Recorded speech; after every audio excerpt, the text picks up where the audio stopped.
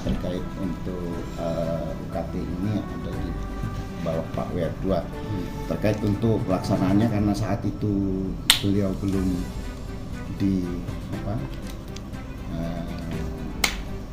diangkat ya, atau diinginkan sebagai WR2. Prosesnya saya sampaikan. Yeah. Jadi memang saat itu ada di Februari 2024 itu kementerian memberikan surat ke universitas, termasuk Universitas Lampung seluruh Indonesia ya, kemudian untuk menyampaikan usulan tarif UKT. Nah, kami di Universitas Lampung sesuai dengan tupoksinya dan sesuai PUP SOP yang ada di Universitas Lampung itu, dan diplenukan bersama fakultas, ada dekan dan ada WD2 saat itu, bahwa inilah tidak menaikkan UKT. Jadi sama dengan tahun-tahun sebelumnya, bahkan 45 tahun, berapa tahun? Dari tahun 13 ya. Dari 2013 sampai sekarang inilah tidak ada kenaikan UKT. Dan memang saat itu kita mengirimkan surat itu 27 Februari 2004 ke Kementerian Ristek Teknologi dan Keamanan ya, Ristek Dikti, terkait usulan UKT kita.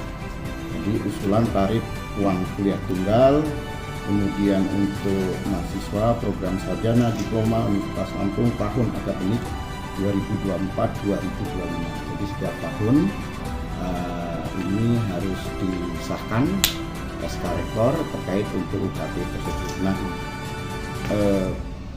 per prodi ya, dari berbagai jenjang, khususnya untuk D3, D4, D1. Kalau S2 dan S3 tidak perlu ke kementerian untuk penetapannya.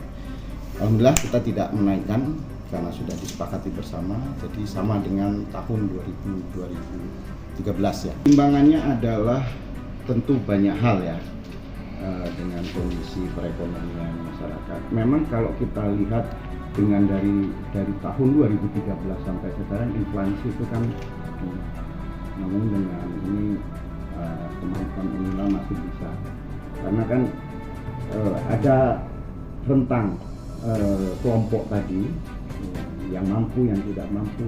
Justru yang UKT tinggi akan mensubsidi UKT yang gitu. Kalau dulu ada kelompok 0 ya, di permen yang terbaru tersebut ada UKT 500.000 satu kelompok satu, terus berjenjang sampai UKT tertinggi. Nah, dengan rentang tersebut yang tertinggi mensubsidi ya, tetapi itu semua berarti pada proses yang disampaikan dari calon mahasiswa juga harus memberikan informasi yang ini objektif, jujur. Yang menjadi ramai kan kalau si calon mahasiswanya itu memberikan yang sudah jujur, foto yang difoto bukan cuma ya, kemudian ya.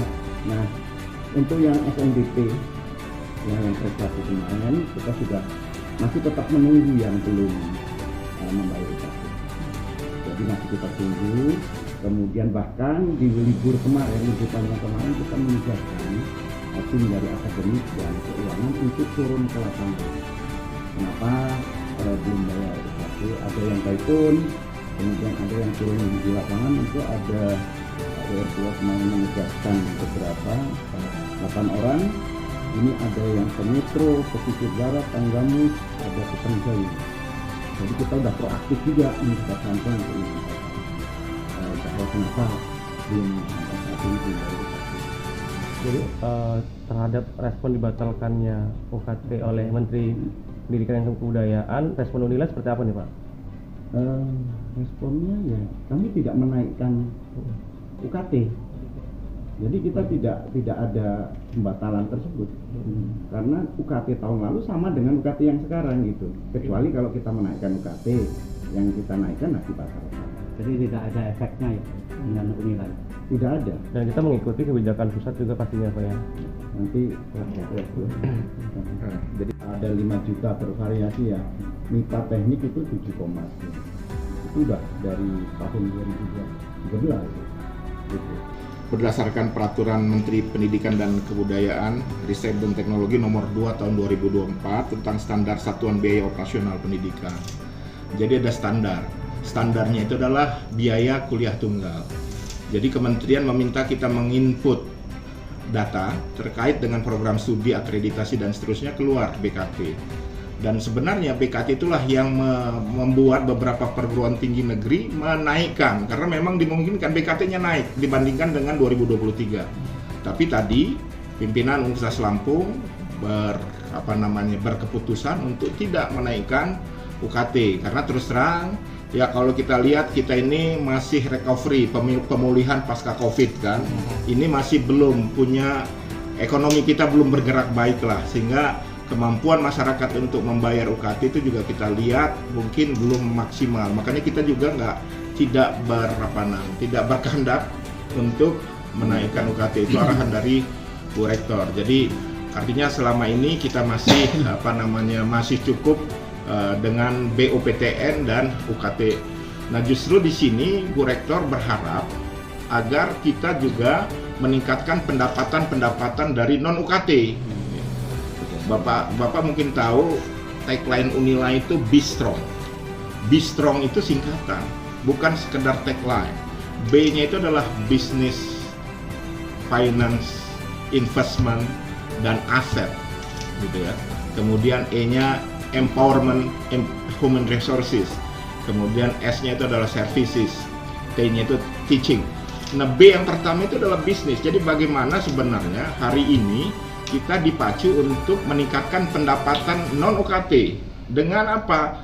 Dengan dosen-dosen bekerja sama dengan pihak luar, ada kerjasama dengan dunia usaha, dunia industri, pemanfaatan aset yang kita miliki, itu yang ke depan. Jadi kemandirian, mohon maaf, makanya kita juga masih melihat, walaupun kita sudah berproses untuk menjadi PTNBH, kita masih lihat kelayakan finansial untuk PTNBH ini sudah cukup mandiri, mau mandiri siap benar atau tidak.